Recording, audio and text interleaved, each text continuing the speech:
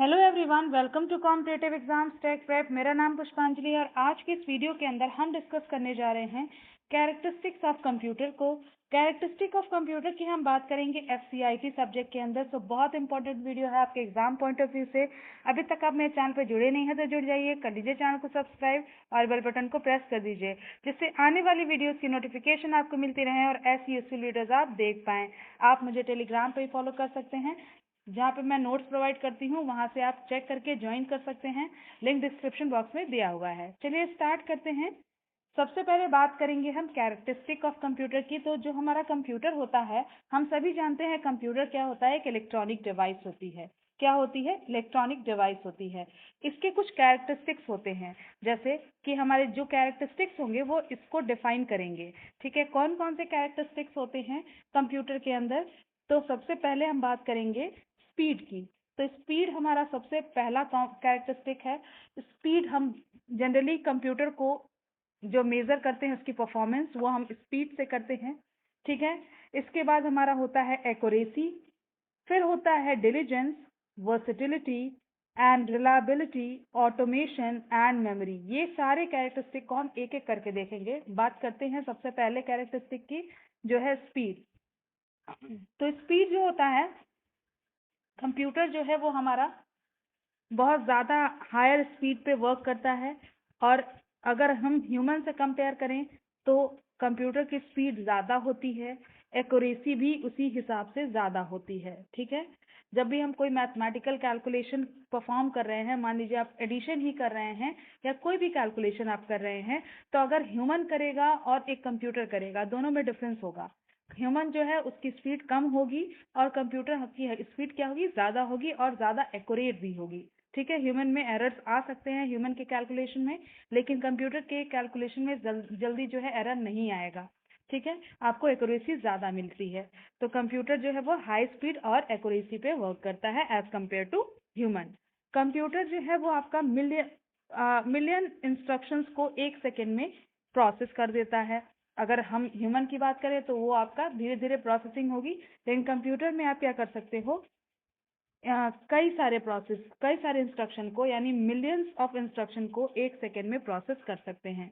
ठीक है, तो जो हमारा कंप्यूटर द्वारा टाइम लिया जाता है किसी भी ऑपरेशन को करने में, वो माइक्रो सेकेंड्स में हो जाता है। यानी कोई भी काम, अगर आपको कोई भी कैलकुलेशन भी करनी है, तो वो माइक्रो सेकेंड्स में आपका कैलकुलेशन होके या नैनो सेकेंड में आपका कैलकुलेशन होके आपको रिजल्ट मिल जाएगा। तो स्पीड आपकी सबसे पहले हाई होती है कंप्यूटर की। दूसरा कैरेक्टरिस्टिक है एक्यूरेसी। एक्यूरेसी क्या है? मतलब कि कंप्यूटर जो है वो हमारा कैलकुलेशन में 100% एक्यूरेसी देता है। ठीक है, जब भी आप अगर कैलकुलेशन करेंगे कंप्यूटर के थ्रू, तो आपको वहाँ पे 100% एक्यूरेसी मिलेगी। एक्यूरेसी का क्या मतलब है? कि करेक्टनेस ज़्यादा मिलेगी, यानी कोई भी आपको वहाँ पे गलती होने के चांसेस बहुत ही कम होते हैं या ना के बराबर होते हैं। तो कंप्यूटर जो है वो आपका 100% एक्यूरेसी, 100% करेक्टनेस देगा आपको कैलकुलेशंस के अंदर। एरर जो है वो आपका अगर अकर होता भी है तो वो सिर्फ डेटा की इनकंसिस्टेंसी, यानी डेटा अगर इनएक्यूरेट दे रहे हैं, अगर गलत डेटा आप दे रहे हैं, तो ही आपको गलत रिजल्ट मिलेगा, अदरवाइज एरर अकर नहीं होती है जनरली। ठीक है, नेक्स्ट कैरेक्टरिस्टिक की बात करें, डिलीजेंस। डिलीजेंस का क्या मतलब है? कंप्यूटर जो है वो आपका कोई भी कैलकुलेशन कर रहा है या कोई भी टास्क कर रहा है, वो क्या करता है? मिलियंस ऑफ टास्क को परफॉर्म करता है या मिलियंस ऑफ कैलकुलेशंस कर रहा है। ठीक है, तो उसमें आपका क्या है? सेम कंसिस्टेंसी भी होती है, यानी आपका एकदम लीनियरली आपका कंसिस्टेंट तरीके से आपका चीज़ें चल रही होती हैं। कोई भी टास्क कंसिस्टेंट तरीके से परफॉर्म करता है कंप्यूटर, और उसमें एक्यूरेसी भी आपकी उसी तरह से बनी रहती है।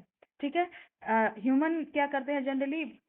किसी काम को बहुत ज़्यादा काम है तो शुरू में तो आपका एक्टिव रहेंगे, लेकिन बाद में जाके वो उनको थकान होने लगती है, फटीग होने लगता है। लेकिन कंप्यूटर में ऐसा कुछ नहीं होता है। कंप्यूटर कोई भी फटीग फील नहीं करता है, थकान फील नहीं करता है, लैक ऑफ कंसंट्रेशन भी नहीं होता है इसके अंदर। बिल्कुल कंसंट्रेशन के साथ आपका कंसिस्टेंट तरीके से एक्यूरेसी के साथ आपको रिजल्ट देता है कंप्यूटर।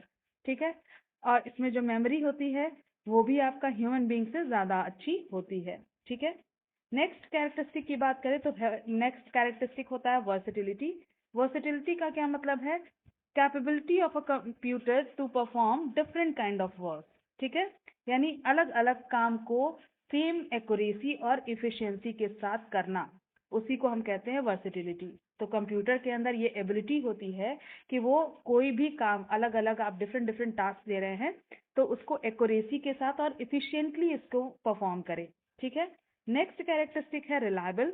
तो कंप्यूटर हमारा क्या होता है, रिलायबल होता है। यह हमको कंसिस्टेंट रिजल्ट देता है, यानी अगर आप सेम डेटा बार बार दे रहे हो तो आपको एक कंसिस्टेंट एक ही रिजल्ट आपको देगा। ये नहीं है कि आप सेम डेटा दे रहे हैं और अलग अलग रिजल्ट दे रहा है, ऐसा नहीं है।